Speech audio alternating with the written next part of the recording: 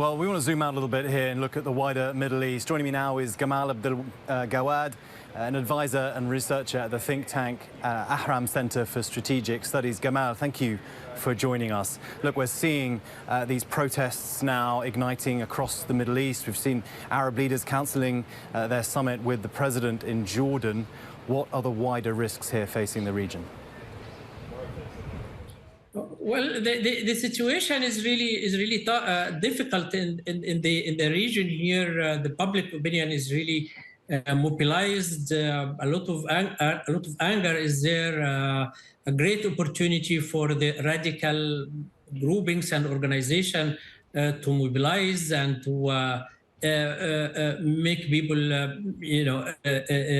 promote their radical ideologies. I think this is a prescription for instability in the wider Middle East, and if this situation is to continue for longer time, I think the consequences is likely to be not seen only within Gaza or Palestine, perhaps in the broader Middle East. I'm not sure that we are on the right path here, because particularly on the side of the United States. The United States is strongly blamed by the people here who see the United States as a kind of a one-sided, biased for a great extent. Definitely what happened for the Israeli civilian is something that cannot be acceptable at any means. But at the same time, people are saying a lot of atrocities have been happening to Arabs, to Palestinians for more than 75 years, and there hasn't been such a kind of a sympathy demonstrated by the United States. So there is a kind of a double standard in a sense. And I think this makes the American policy in the region much more difficult to handle, actually, and put American friends in the Middle East, whether in Egypt or in the Gulf, in a difficult situation, trying to walk this very tightrope among their national interests, their security interests, but at the same time, their legitimacy and the public opinion attitudes who are now currently are carried by a move or a wave of anger and mobilization. Yes.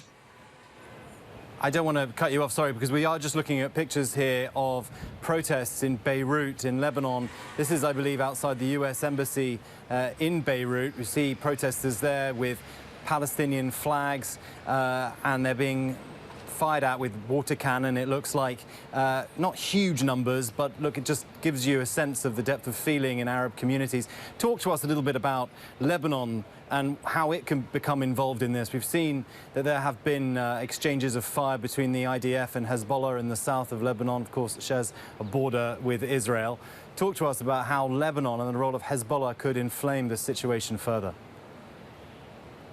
Well, this is the number one candidate to join this fight there. If this war is to spill over to other countries, perhaps Lebanon will be the first candidate here. We have Hezbollah, a very well-armed, organized group. They have been in fight with Israel in a number of times in the past. And the most important thing is that it's a kind of an arm of Iran, actually. It is if Iran decides to join this fight, if Iran finds it in its own interest to make this fight expanding, so we will see more involvement by Hezbollah, bombing across the Lebanese-Israeli borders, invasions,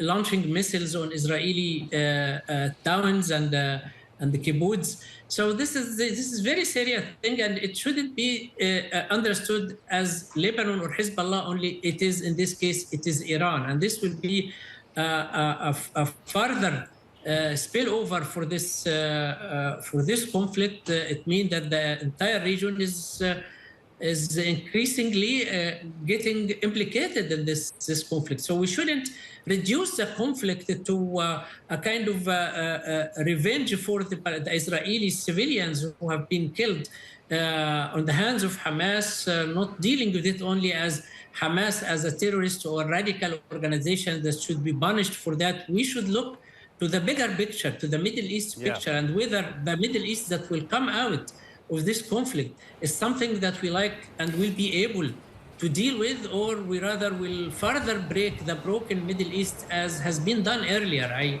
I recall here the experience of the...